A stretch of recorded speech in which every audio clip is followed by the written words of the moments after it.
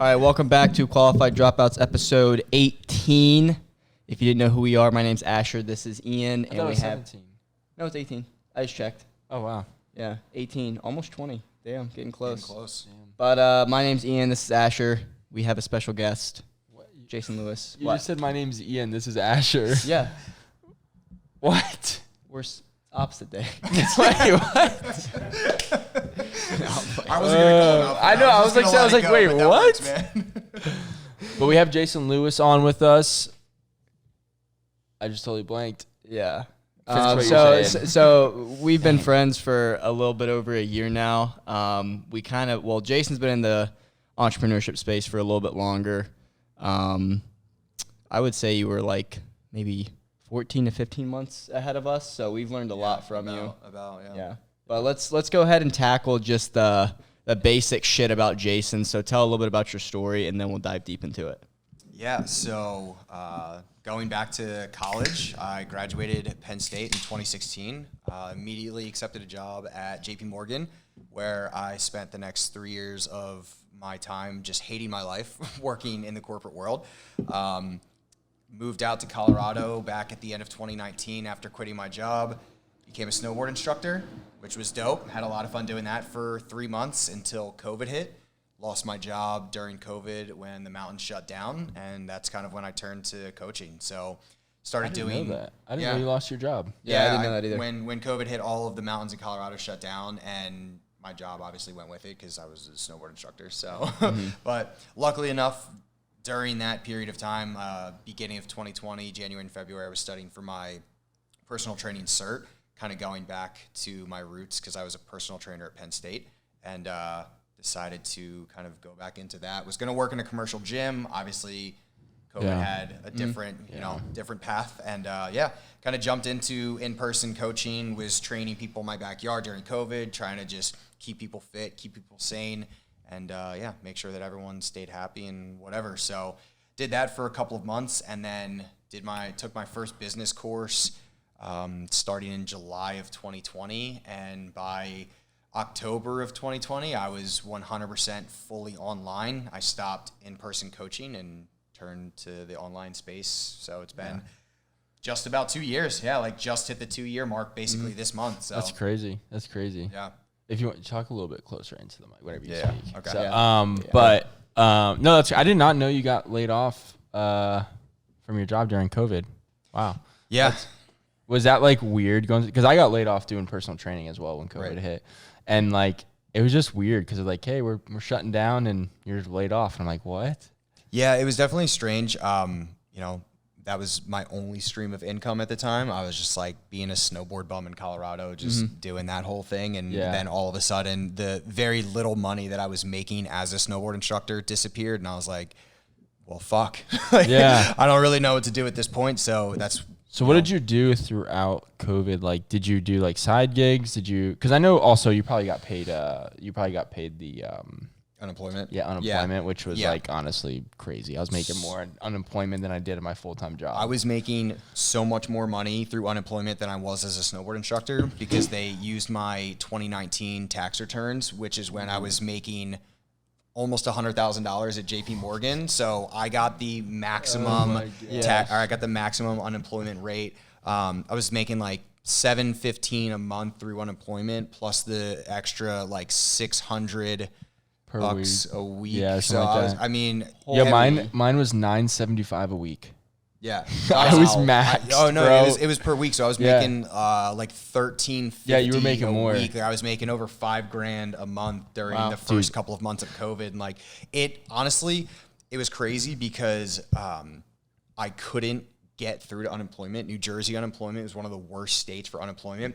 It took me 5 months to collect unemployment. Really? So when COVID hit in March, the first time that I saw any money from unemployment was at the very end of July 2020. Holy crap. So I literally went about 4 to 5 months without making a single dollar from anything, and basically ran through my savings that I thankfully saved up enough money at JP Morgan where I was able to kind of have that little nest egg there. But once I ran through that, I was like, this is it. I'm going to have to, I don't know what I'm going to do. I might have to take out a loan to pay rent and everything. Yeah. And then all of it hit. It was back paid at the same time. So it was like 4 months worth of cash that came through, and unemployment sent me a check for like $23,000, and I was like, all right, let's go. We're back in it. Let's go. Yeah, it was big.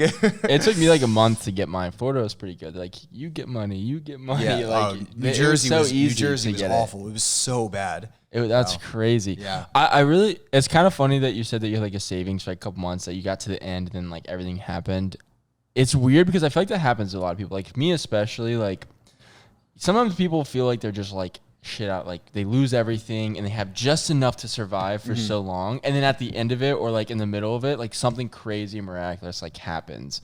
And that's like how my like entrepreneurship journey happened. Like, I just quit and I was like, I gotta do something, and then I had like savings just for a certain amount of time, and I had no idea how I was gonna make money, and then you just start making money. Yeah. And it's like that pressure, I think, of like getting applied to your life, that you start becoming very resourceful, and also just like learning how to either find a new way to make money that you don't have to depend on anybody else, or some job opportunity opens up. So I think it's kind of funny you said that, because it's like, yeah, I bet you were stressed out of your mind. Oh, I had literally no idea what I was going to do. Like, not only was I dipping into my savings for 3 months of being unemployed in 2019 after I quit my job, then I moved to Colorado, had to pay a ton of money out of pocket. So like, I had enough money saved up that I was like, all right, it's fine if I go 9 months ish without making enough money, or any money really. And as a snowboard instructor, I was making like $13 an hour plus tips. Like, I wasn't getting paid shit.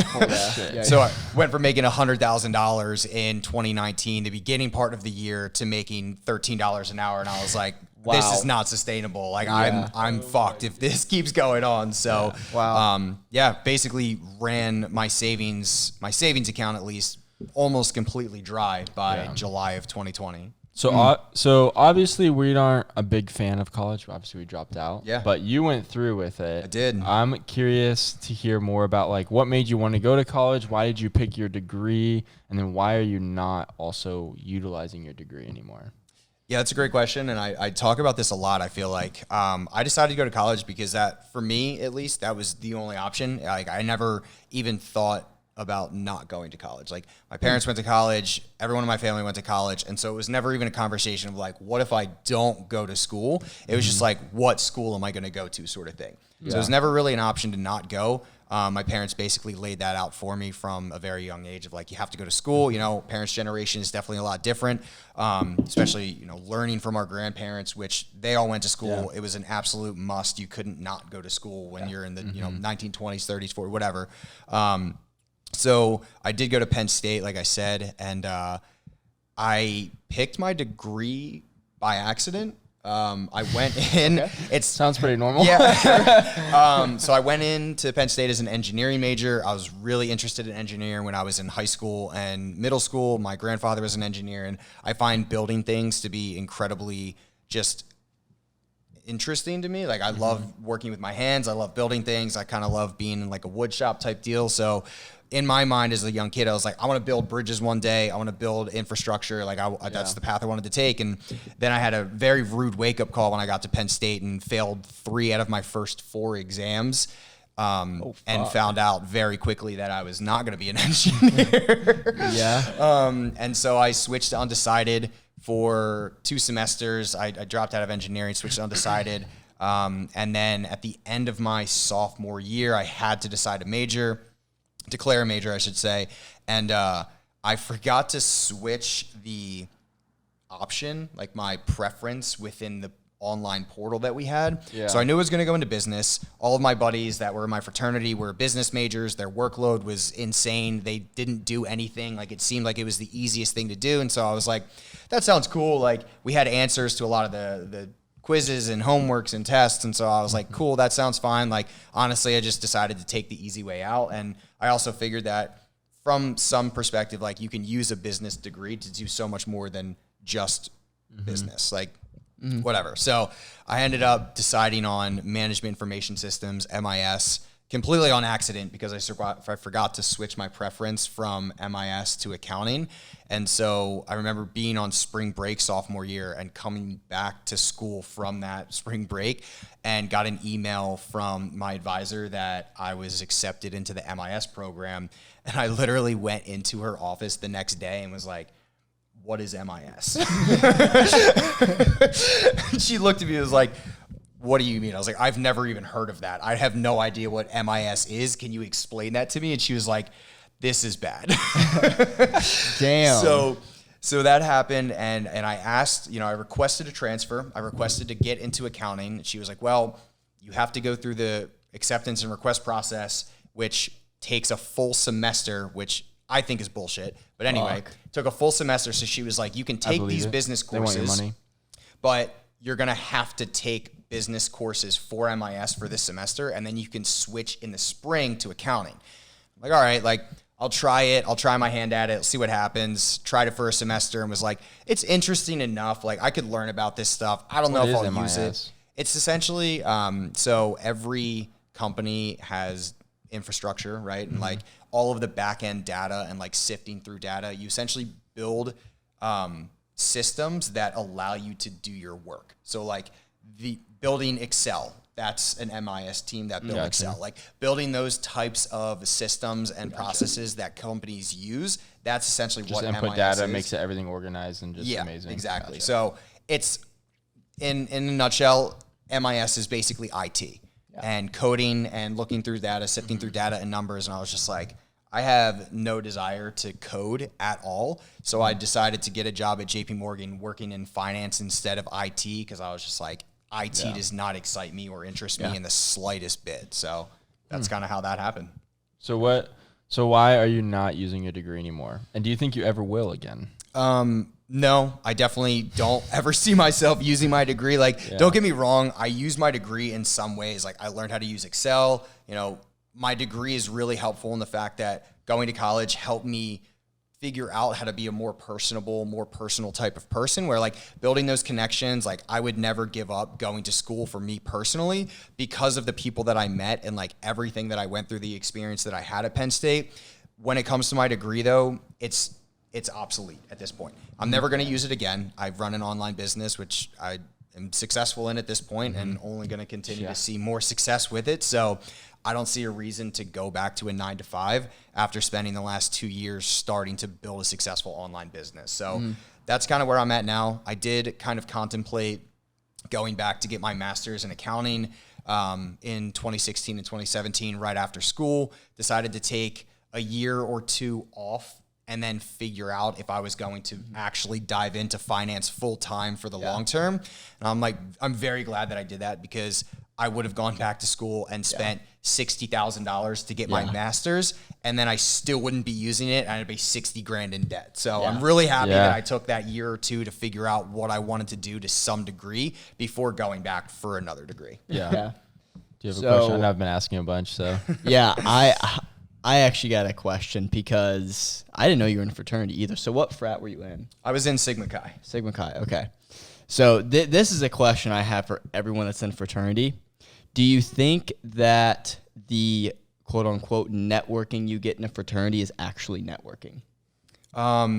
Yes and no. I think that a lot of times it's built up to be this really big thing of you're going to meet all these important people and this and that. And like to that extent, I wouldn't say that it was networking with really incredible and,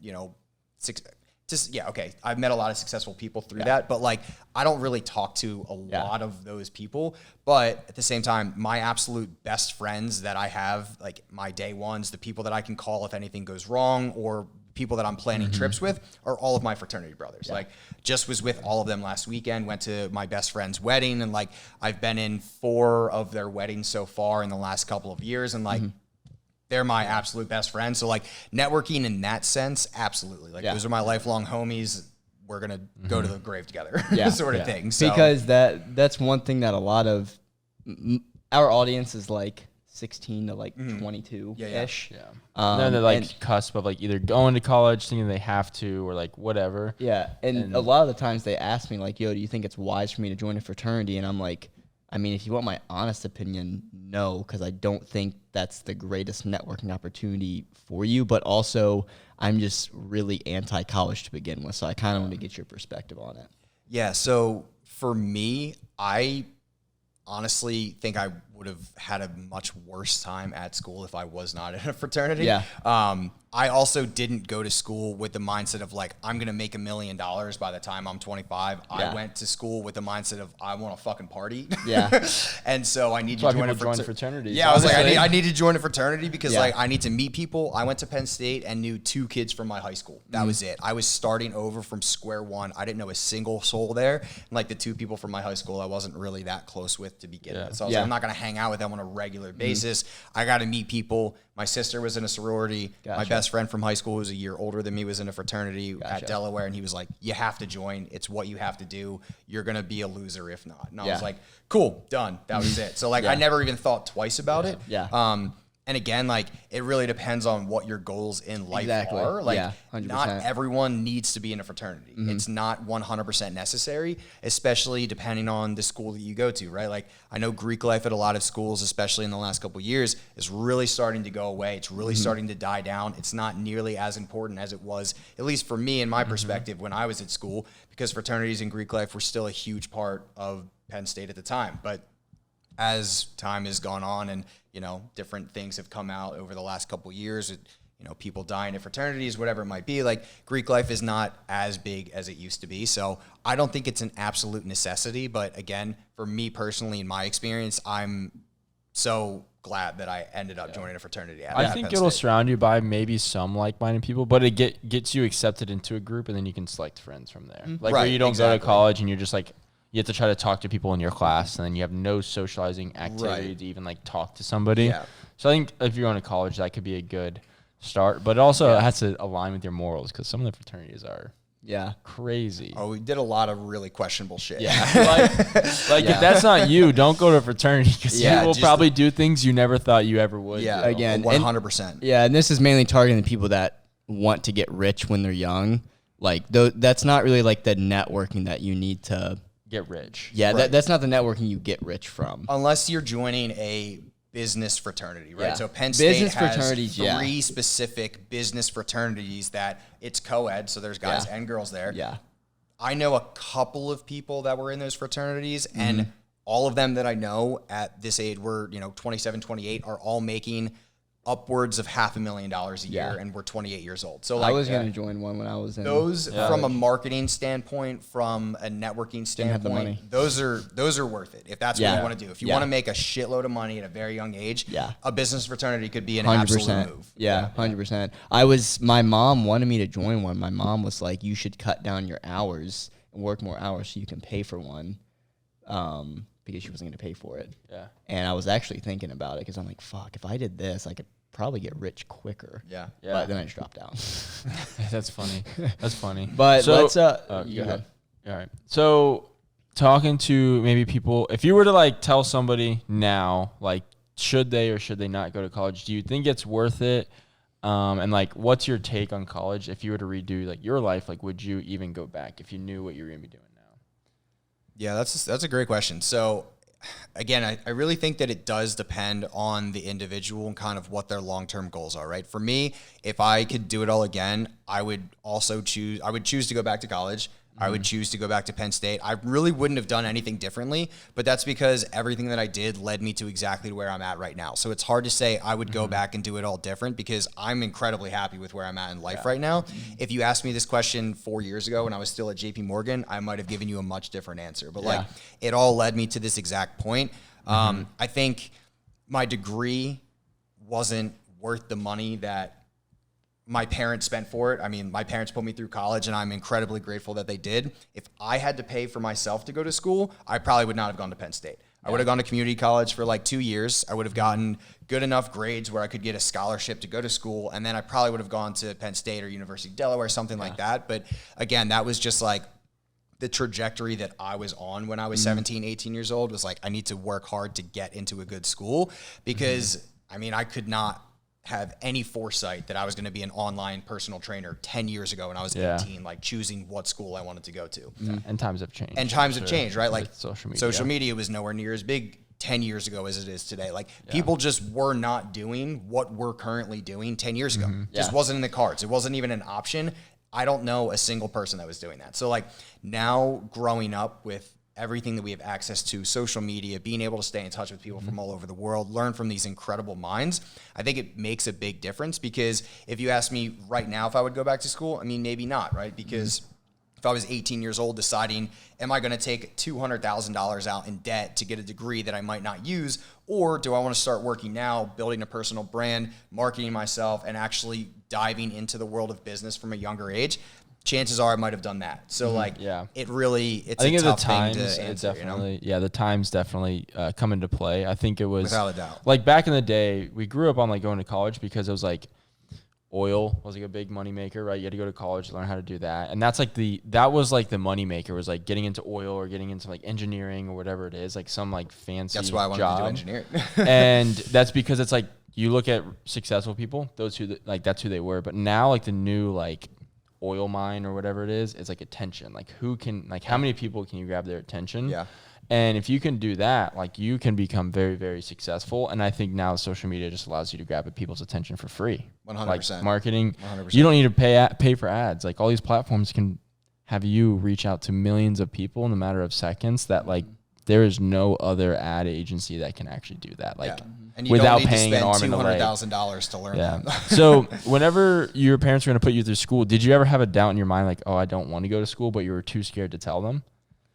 Not really. Or you're probably like, yeah, I'll just go to school. I mean, again, like I didn't really know anything different. Everyone that I knew went to school. All of my family, my aunts, uncles, cousins, big sister, everyone just went to college. That's just what we did. And so it never even really crossed my mind to not go to college. Yeah, that's fair. And again, like just growing up in a household where it was basically a set mandatory like path that you have to go to college. I was like, oh, okay, that's fine. Like I want to go to college anyway. That sounds like a great time. So I think it was very, sorry, go ahead. I was gonna say, to me, like it wasn't just about going to school to get a degree. It was going to school, meeting new people, kind of to some extent starting a brand new life. Like I said, I went to school where I didn't know a single person, and all of the bullshit that I went through in high school, I was like, that's exactly what I need right now. I need to start over with a brand new group of people that I don't know anyone at all. No one knows me. No one knows the shit that's gone on the last couple of years. Like I need to get out of this small town in New Jersey and go somewhere else where I'm just a regular guy. And like, That was kind of how me and Ian felt moving here. Yeah. We were like, we just need to completely start fresh. Yeah. from We everything. don't want to know anybody. That's we how I don't felt want when I to. moved to Denver too. I Yeah. knew my two roommates, my now girlfriend, my cousin, and one other friend from college, and that was it. And like, now I have a huge community of people around me, and it's amazing. But like, it was also scary as hell moving across the country and knowing 5 people in the whole state. Like, first time like really moving away from home. You I'm know? not going to lie. I kind of like, I was like super excited for it. I couldn't wait. I could My dad's not like, be more hyped. like it was just like I don't think I was scared at all to make the move. I was just like, I'll just go out and do whatever. Like I don't really care. Like I was just Dude, like, we were at a point we were like, dude, fucking run it. yeah. Like what's the word? They're like, what happens if you go homeless? Or it's like, I'm not gonna go homeless. One, there's jobs everywhere. If I really, really need money, like you can get a job. Like, there's a recession. There's always ways to make But money. I tell you what, I still see fast food restaurants have a $500 to $1,000 sign-on bonus just to work for them. And it's like, it may not be the job you want, but you got to make money somehow. So you can always make money if you look for it. Jobs are always going to be there, to be honest. But yeah, I was like super excited. I was just like, like I'm just ready. I don't know. I was just done with where I was at. Yeah, I was so over living in the Northeast. I was living in Hoboken before I moved to Denver, and I loved Hoboken. It was a great experience. I got to go into the city a bunch. I had so many friends in the city. Right? Yeah, right outside of New York, and just had so many friends from Penn State. Like New York is the Penn State hub. There's everyone's there. And so I was like, this is it. Like all my friends are here. We're going to have a good time. We're going to get to see each other all the time. And it was fun, but it's just the same exact thing on repeat every weekend, every month, every year. And I was just like, I got to get out of this cycle. It was really unhealthy. I was just drinking a crazy amount. I was doing some other things that I shouldn't have been doing. And it was not a healthy situation, not only from a physical perspective, but from a mindset and mental health perspective. I was never lower than when I was living in Hoboken. So great place, a lot of fun. I was not cut out for that life personally. A lot of people are. I still have friends that are in the city. It's great to go visit them. It's great to be there and have fun for, a weekend or a week. But I personally just could never live in New York ever again or outside of New York. You had a question earlier. All right, so now we're going to dive into just the entrepreneurship journey. So first I wanted to ask the first year, because usually the first year is always the hardest. So I wanted to ask you first, what do you think was harder for you, the first $1,000 or the first, once you've made that 1,000 to get to your first 5,000? Honestly, I made my first $5,000 in my first. You just made in the first go around? 6 weeks of coaching. Yeah. Like it Gotcha. came pretty quick, and like I was essentially coached on how to sell high ticket offers from the start. So like my first month essentially of online coaching, I think I signed 4 or 5 clients, and like I hit $7,500 in my first actual full-time month of online coaching. So, but then after that, making 20 grand was really tough. I really struggled to sign more than those first 5 clients for the first like 3 or 4 months. Yeah, that was what I wanted to dive into, like, because sometimes, like, some people are like, oh, the first 1,000 was hard, and then it's like the first 5,000 was hard, and then other people are like, oh, the first 10,000 was super easy. Yeah. So it's different. First 10,000 was relatively easy. So first 10,000 for you was easy. But the second 10,000 was really tough. Yeah, so why do you think it was tough then? Honestly, I just kind of thought that what I was doing was going to work with every single person, and then got discouraged when it didn't work with every single person. And I was like, well, I don't really know what to do differently. I wasn't really coached on people saying no. I was coached on, you're going to sell this offer. It's the best offer around. Everyone's going to love it. You're going to sign 1 million clients. Cool. Awesome. I'm in. And then I think, again, the first like maybe 10 sales calls I got on, I think I signed like 6, maybe 7. But then the next 30 sales calls I got on, I think I signed maybe 1 client. Really? So I was just like, I have no idea what I'm doing wrong, but what I'm doing is clearly not working. And like, I need to make money. I'm trying to go full time with this. Like, this is my job. This is my livelihood. What do I do differently? So it was tough. You just honestly just got to stick it out. You just got to keep trying new things, and whatever works, just stick with it, Yeah, because you're like a year ahead of us. So like in that, because we just hit our first year, so we had our ups and downs and everything. So how was like, I'm curious how your first year went, because I think it'd be kind of cool to relate to us of like what we went through, and like kind of the dip. We want to see the highs, the lows. Like, what were your lowest moments? What were your highest moments? Like, and it can just be mindset, and it doesn't have to be based off monetary. A lot of people like to hear that, but whatever you want to say. I would say that. So again, I started my business in like, call it September of 2020, went full time in October of 2020. And then those first 3 months of October, November, December, I think I did make like roughly $10,000. And I was like, all right, like $3K a month, not terrible. I can live off of $3K a month. That's not that bad. And so I went into the new year, into 2021, on this high note of like, I'm going to sign so many clients. Things are going to go great. I upped the prices of my program. And then in January, I signed 4 clients. I'm like, cool. I made $8 grand this month. I'm good. I'm doing well. And then I think what had happened was I got, super stuck in this headspace of like, I'm going to launch 4 quarterly programs a year, and I'm going to sign 20 people to each one. The first one was a little bit of a flop. I got 4 people, but I was like, I made $8 grand. That's not bad. And then honestly, I just didn't do the work. Took a lot of time off. I was snowboarding with my friends. I was doing everything to not work.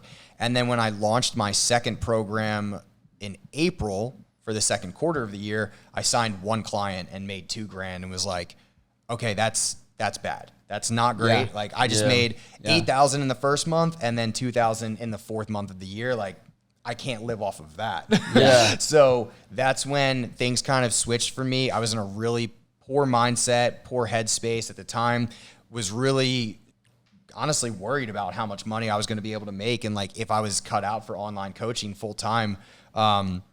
So I joined a new business program in May of 2021. It was a 5-month program. I basically spent all of the money that I made from that first round. It was like, I think it was a $12,000 or $13,000 investment that I was like, I don't know if I'm going to be able to actually pay this off. The guys that are selling me this program are promising me that I'm going to 5X that investment in 5 months. I didn't 5X it, but I did come somewhat close. I think in the following 5 months, I made, I don't know, maybe 45K, 40K, something like that. So I made my investment back, which is really the only thing that I cared about. I was like, as long as I make $12,000 or $13,000 back from this coaching program, I'll be happy. So, you know, it has its ups and downs. There were good months, there's bad months, there's still good months, and there's still bad months. You know, you're not going to make $100,000 every single month forever unless you decide to put in the work, and that's just what you're going to do. And at the time, you know, a little over a year ago, I was not in that headspace of like, I'm going to make $100,000 a month. I was like, if I make $5,000 this month, I'd be happy with that, right? And now I'm in a obviously much different headspace and mindset with the entire thing of like, I don't ever want to make less than $10,000 a month ever again for the rest of my life. And that's just my absolute minimum standard moving forward. I will not make less than $10,000 a month forever. So I wanted to ask real quick, and then we'll dive deeper into it. Do you think your girlfriend had something to do with that? I would say so. Because that was in the beginning stage of y'all dating, right? Yeah, we started dating like 2 months before we both started our business. We both started our own because I know she online- started one too, right? So we both started our online coaching businesses right around September, October of 2020, right at the same time. We were like, let's try this. Let's see what happens. I mean, at the end of the day, if we do it for a year or two and we flop, it's 2 years of life. Like, it's not the end of the world to spend 2 years doing something that we enjoy, trying our hand at something brand new and seeing what happens. And now we're just on the up and up. But yeah, I definitely owe a lot of my success and just constant work to her because of course. I see how hard she works. Makes me want to work a lot harder. And like, I know that she's going to be incredibly successful. She's already very successful, but I can't let her beat me. I gotta win. Because I think you told me yesterday she was surpassing you at the beginning, right? Yeah, last year she doubled my income for last year. So she made a lot more money than I did last year, and I was like, well, that's the last time that's gonna happen. Like, I just can't have that happen ever again. So so we're pretty close this year. I think as of this month, I took the lead on her for overall income for the year of 2022. And I'm planning on having, you know, a very solid end of this year. So I'm going to beat her this year, but you know, next year's a new year. We'll see what happens. That's awesome. That's awesome. Any questions, Asher? No, I was going to let you ask. No, I think that's really cool. So like the first year for you, you kind of, I think this happens a lot. You start making money and you see like probably more money than, I mean, you were at JP Morgan, so you were making $100K a year. But you were like, oh wow, this is actually comfortable money. And then did you feel like it was just going to keep happening no matter what you did? You was like, oh, I already did it once. I guess I can kind of take, you know, take some steps back, not push as hard, and I'll make that again. I felt like I could take my foot off the gas a little when again I made that first like 10 and then 20 grand, and I was like, oh, I can relax a little bit. Like I can easily make $10,000. It's not that hard. And then I went 3 months where I think in those 3 months I made like $3,000, and I was like, all right, that's not sustainable. That's not a salary that I can comfortably live on by any means. That barely covers my rent. I'm basically those 3 months like March, April, and May of 2021, I was in the red. I was not making enough money to survive, and so that's when the flip kind of switched, and I was like, all right, we gotta do something else here. Got to change things up. That's how I was at the beginning of this year, actually. I had 3 months where it was just like red. And I was just like, what am I doing? But I got like, it was like a mental thing because it was like, I just didn't want to work. Like I was pushing so hard and it just like drained me. And so I was like, I can't do this all the time. Like, and then I just got over that hump too. Yeah, it was like you were doing good. It was like I was doing great. And then like Asher was like a mental hump. And then it like swapped in the beginning, like 3 months. It was just like red. And I had enough to cover rent barely. and like it was like bare minimum, and then I would still be red a little bit, like if I did anything extra or whatever. And I was like, oh man. I mean, luckily prior to that, I made enough money to be like, I'm like I could cover everything, be fine. But it's like when you do that 3 months in a row, it's like gets a little scary. Yeah, because you're like shit, like I can't have another red month because then I'm like really screwed. It's like if I keep doing this, all that's gonna happen is my bank account's gonna go down. I have to get another job to pay for my bills. So, which you don't want to do. No, dude. We don't want to have a second job right now. No, I can't, because it'd be so like demoralizing to just like have to go in like imagine walking into a place with your resume I can't imagine that anymore. I would feel like humiliated. Like I would just be like, wow, I really stopped working. Yeah. I really just failed at this thing that I'm trying my absolute hardest to really be fully in. And I mean, it sucks when you fail. You're gonna fail. We're gonna continue to fail as we move forward. But like, you fail, you learn, and then you try something else, and you just keep pushing forward. That's all you can do. Yeah, and I really think that the only time you would like have to do that is like if you generally don't work hard, or like actually just do what is necessary to make money.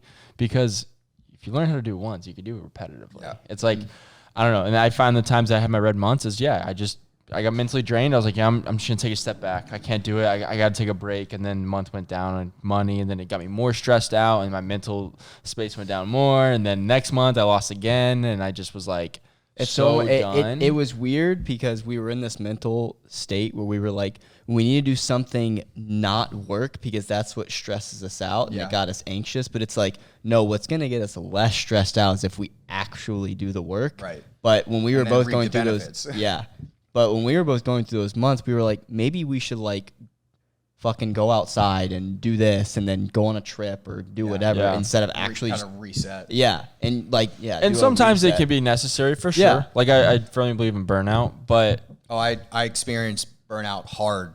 I experienced it too. August and September this year. Like the last 2 months, I burned myself out. I was burning the candle at both ends in May, June, and July. I was traveling like crazy. I had my bodybuilding show in May. Immediately after my bodybuilding show, the next 9 weeks straight, I spent 7 total days in Colorado. I was traveling all over the country. I was going to weddings. I was visiting family. I was visiting friends. And I was also working myself dry. Yeah. Like my 3 biggest months that I've done in my online coaching business were in May, June, and July this year. And so I was like, all right, I'm setting myself up. I crushed it in July. That was a record-setting month for me. I closed, I think I totaled 35K of new business signed and collected like 18.5 in monthly income. So that was the biggest month I ever had. Yeah. I was like, I'm set. I'm going to take a little bit of time off in August. I'm going to give myself like 2 weeks to chill. Had no trips planned. It was like, I'm in Colorado the whole month. I'm going to hang out.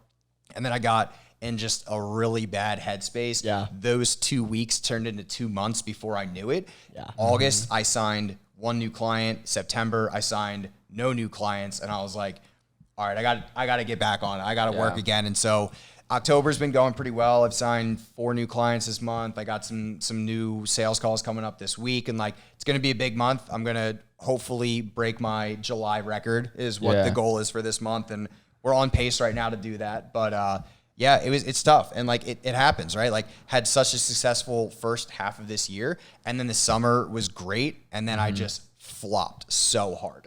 Yeah. Happens to us all. No, it does. When we moved here.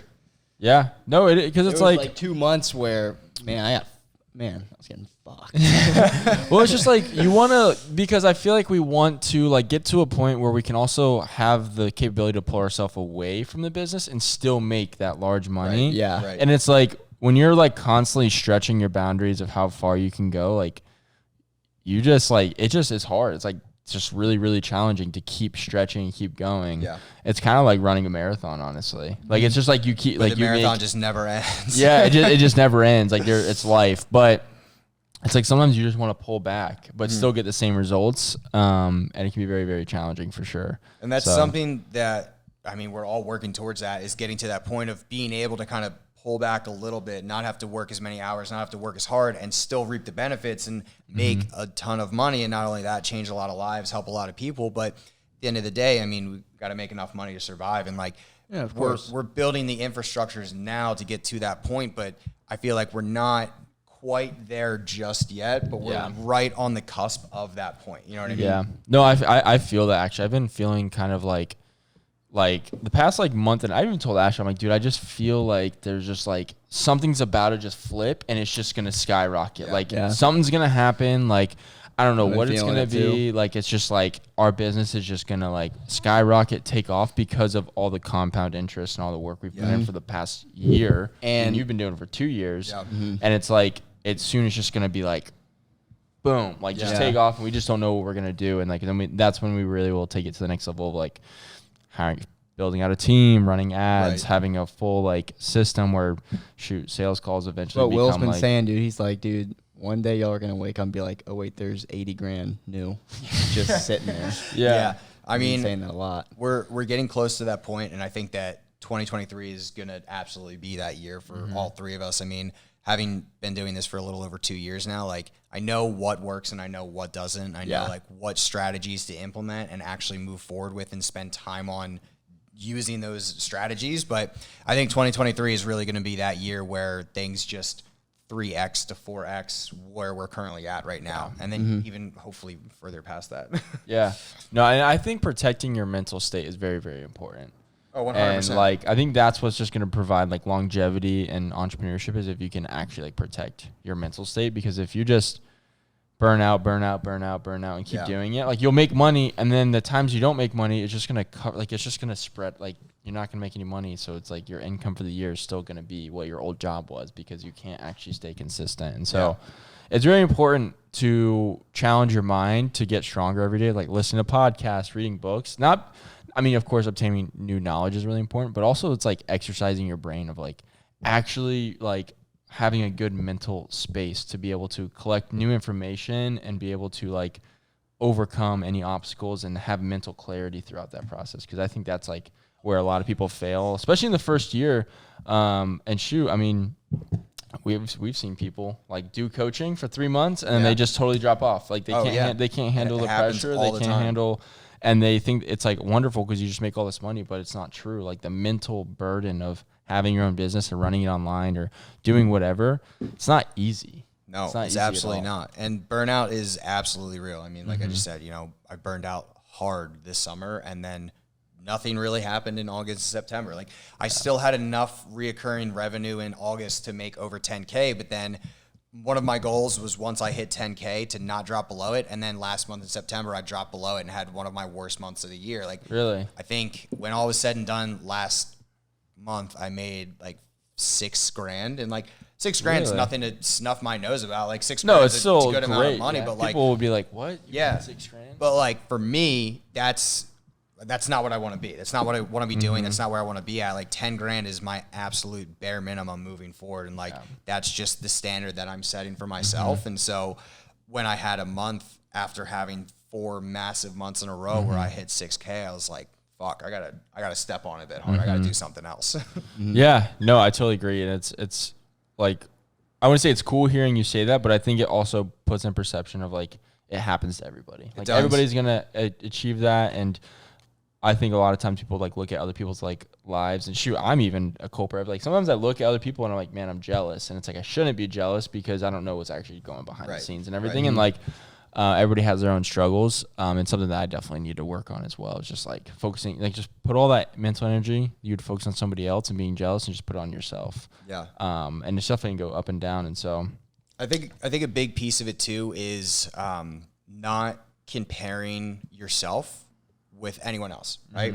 Like if you guys were to compare where you guys are with where I'm at, we might not be at the same exact spot, but I've been doing this for a year longer, right? And like, if I'm comparing myself with where someone else is at, it's like they could be doing this for 5 years, but I don't know that. I I thought they were maybe doing it for a year, and like they're making $90,000 a month, and I'm like, well, fuck, like how do I get to that point, right? But they've been doing this for 5, 6, 7 years, and it's like, okay, you can never compare your day one to someone else's day 100 because you're just not at the same spot, and you're not gonna be at the same spot until you've put in the time, the effort, the work, and everything that goes on behind the scenes. So I think that's a really important aspect that I really struggled with mightily my first couple of months. And even now, sometimes like, catch myself slipping on it. I'm like, well, maybe if I just did this differently, like I would be making that much money. It's like, well, that person's not only doing something differently, they've just been doing it 10 times longer than I've been doing it for. No, So, and that's so true, because I think we've surrounded ourselves by people who do numbers that like people would be like, what? Like 1 month, like you just made 50K? Are you kidding me? Like, I mean, it's actually like people that are ridiculous. getting close to $1 million, Right. and we're over here. Like we're like touching 6 figures barely, right? Yeah. It's like, I mean, we're not. knowing people that are doing multiple 7 figures, even closing in on 8 figures, and it's like, okay, that's what I want. Yeah. But those people have been doing it for 5, 6, And so 7 years. you right? just It's feel different. Yeah, and it's like if you start comparing yourself to those people you surrounded with, and be like, why am I not doing it? And you get doubt in your mind. It's like that's, you got to protect that, because they're just so much further ahead time wise, how long they've been doing it. And also, honestly, when it comes to online, is how long they've been on social media. Time is a big thing. Yeah. Because It really is. you could have somebody who's been on social media for 5 years and not post about coaching, and then they do it this year, and then they just have had 5 years of warming up leads and people following them and true followers, and like, hey, I'm And opening up knowing who coaching, they and they're are like, personally, no way, like, and they know you, they love your personality, and you're like, hey, I want to do this, and it's like, boom. I mean, that's And- what happened with Zach, right? Like, Yeah. Zach Yeah. hasn't done any online coaching, and then He's in the last been- 3 months, 4 months, right? He's- He's just been going off. Like, I mean, he's yeah. got over 100,000 followers, but like, he never did online coaching, and now that he's doing it, it's just like, But he's boom, posted for instant, years. He's right. been on social media for a long long time. He was at, like, I remember following way back when I first started looking into social media. Like, I Yeah. knew who he was. And so that's another factor too, is time. And I think time really comes into play with like how much you make. It really does. Because like I talked to Asher. I'm like, dude, is it that I'm doing something wrong, or is it that I'm just like, do I just need more time? Is that it? And I firmly the believe a lot of people my that- things is just time. Yeah, the people that are very successful in online coaching, in any type of entrepreneurship, are the people that can stick it out and have more shitty days than they have good days, and continue to stick it out and not fall off because they had a bad month, or they had a bad 6 months, or a bad year. Everyone has bad months and bad years. You just have to be able to take those bad years and continue to grind, continue to put your nose down and do the work in order to get through that hump and to get to the successful part of your career. It's the guys that and the girls that do this for 3 months or 6 months and they don't make $100,000 and they're like, well, fuck this, I wasn't meant to do this, and then they quit. Those are the people that are never going to make it, right? You got to stick it out. Like, it's going to happen eventually. You just have to continue to do the work. I've talked to some online coaches at Alphaland or whatever, and they didn't make one guy didn't make his first sale till like a year and a half after launching it. That's crazy. Like, But I love that. Yeah, I no, love that he 'cause- stuck it out. I was just like, I'm going to just keep doing it. But now he's whatever. so successful. Yeah. Like, I'm talking, like, he's doing really well. Like, Yeah. you know him. I don't want to say I know who. yeah. I know who you're talking Or about. it was like the first 2 years he made like $0. That's insane. wild. So it's cool to see that, and I think it's just a good reminder to, one, surround yourself by people who are making hella more money than you, so you know it's possible, like it's actually like achievable, and then also just like understand that you just need time and you need to learn how to like obtain more and like learn how to handle more mental toughness and just like entrepreneurship stuff. So Yeah. Because when you surround yourself by people who are making more money than you, they've already gone through the mindset shifts that you're about to go through. Right. So you can always, Help coach you through those Exactly. things. Yeah. Because when me and Ian were going through shit, or even Jason was going through shit, we always reached out to people in our group and asked them if they've gone through the same thing. Right. Yeah. Majority of the time they have. So they walk you through it. And it's also very just- important. It's also good to hear like people who are successful, like especially like even just like listening to Jason. It's like really cool to hear like what he went through, because it's like, damn, I'm going through that now, or like that's what it's like. It's like, damn, like he actually made it through it and he just kept going, and now look where he's at. And it's like, oh, that's a good reminder. Like I'm not any different. I think people get a lot of doubt, like, oh, like everybody else just got lucky and I'm just like stuck and I got the shit into the stick, or I got like, now do some people struggle more than others? Whatever. Yeah. But I think it's just good to hear other people go through your same struggles, because like there's like hope. They're like, oh, like, damn, I just have to stick it out. Like that's all I have to do. Yeah. And I can see the same success they are. So Yeah. And I think that alongside with that, not only surrounding yourself with people that are making more money than you or potentially more successful than you, is just finding the right business mentor, finding the right business coach, finding the right people that can help steer you in the right direction and help you get through what they've already been through, right? I think that was part of the reason that I personally struggled in my first year of business, is because I did not have the right business mentors. I was not surrounding myself with the right people. And I just didn't have the right community of successful people around me to help guide me through those hardships and those struggles and those down months and that really poor mental state that I was in. Like when I switched that and decided to get myself into the right community and into the right space with the right people, everything started to shift. And that's why this last year for me, 8-9 months specifically, has been like way better, not only from a monetary standpoint, but from a mental health standpoint, everything else. And like, I knew that during that 2-month lull that I just had in August, September, I was like, these are not great months. They're bad months, but I have the right team around me. I have the right people around me. And I know that even though I'm going through it right now, like I'm going to make it out on the other side, and I'm still going to have this group of people around me to help lift me up and get me right back on track. And that's exactly what's happening right now in the month of October. And like, that's just what you have to look for. You have to find those people that are going to help pull you through the shit and get to the other side. Yep. Yeah. 100%. Well, I think that's going to wrap it up. You guys have to head to the airport, right? Yeah. Gotta get out of here. Dang, we could talk for freaking so much longer. I feel like there's still so much. Jason, we'll have to come out to Colorado and do a podcast come out to Denver. there. We'll rip it out there. there. Do you have podcast equipment out there? Or no? I don't, but I'm probably in the next like 2 or 3 months going to invest in some stuff. So we'll have to have you guys out at some point. Yeah. If y'all want to follow Jason, you can check the description, give him a follow. Jason's in our mentorship group. I don't know if we said that, but he owns online coaching called the Confidence Core. Right? Confidence Core. And so that's his company. So if y'all want to go follow him, it'll be in the description. But that is episode 18. Again, we don't care if y'all like, comment, subscribe, whatever. Just share this with someone who needs to hear it and you're trying to become successful with. That's all we care about. And we will catch y'all next week. We also have another special guest next week as well. Yeah. we had to make some substitutions and everything, but no, thank you for coming out. I appreciate you guys having me. It's great to chop it up with you guys, and great seeing you guys as well this weekend. So go check him out. Freaking intelligent human being right here, and we'll motivate you to become better. So appreciate y'all. Thank you so much. Peace.